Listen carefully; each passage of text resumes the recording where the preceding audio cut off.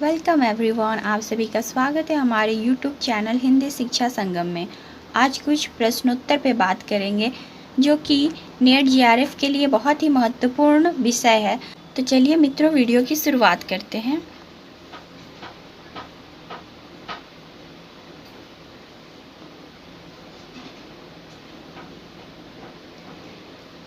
तो विषय है प्रश्नोत्तर। तो पहला प्रश्न देखते हैं। हिंदी साहित्य की आरंभिक काल को आचार्य रामचंद्र शुक्ल ने क्या कहा है? तो इसका सही उत्तर होगा वीरगाथा काल। आचार्य रामचंद्र शुक्ल ने हिंदी साहित्य के प्रारंभिक काल को वीरगाथा काल कहा है। दूसरा प्रश्न है, वीरगाथा काल का कवि नहीं है। तो नामदेव वीरगाथा काल के कवि नहीं है।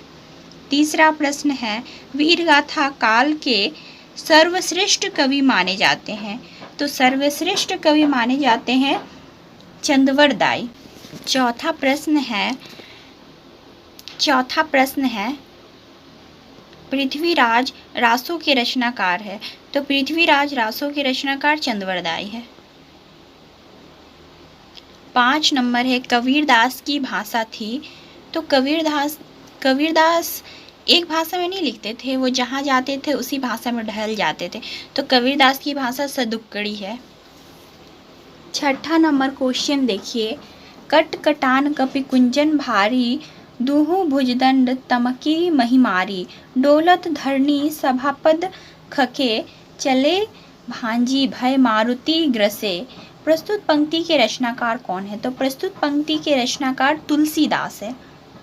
7 नंबर देखिए, नयन जो देखा कमल सा निर्मल नीर शरीर, हसत जो देखा हस भा दसन ज्योति नगहीर। प्रस्तुत पंक्ति के रचनाकार कौन है? तो प्रस्तुत पंक्ति के रचनाकार है आपका जैसी। आगे 8 नंबर प्रश्न देखिए। 8 नंबर में है, शिवा बावनी के रचनाकार कौन है? शिवा बावनी के रचनाकार आपका भूषण है। 9 नंबर प्रश्न है, नर की और नल नीर की गति एक एक करी जोय, जे तो नीचो है चले ते तो ऊंचो होए। तो प्रस्तुत पंक्ति है बिहारी की। 10 नंबर है, सखी वे मुझसे कह कर जाते। प्रस्तुत पंक्ति के रचनाकार कौन है? तो प्रस्तुत पंक्ति के रचनाकार है मैथिली शरण गुप्त। 11 नंबर प्रश्न है, हिंदी कविता को छंदों की परिधि से मुक्त करने वाले थे। हिंदी कविता को छंदों की परिधि से मुक्त करने वाले थे सूर्यकांत त्रिपाठी निराला।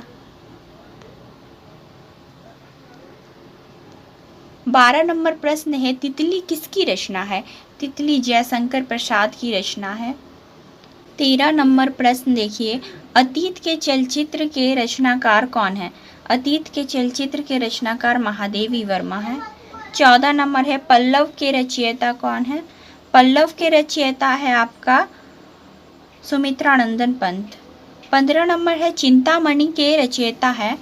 चिंतामणि के रचयिता है आपके रामचंद्र शुक्ल। 16 नंबर है, जनमेजय का नाग यज्ञ किसकी रचना है? जयशंकर प्रसाद की। 17 नंबर देखिए, हम दीवानों की क्या हस्ती है, आज यहाँ कल वहाँ चले, मस्ती का आलम साथ चला, हम धूल उड़ाते जहाँ चले। प्रस्तुत पंक्ति के रचयिता है आपके भगवती चरण वर्मा।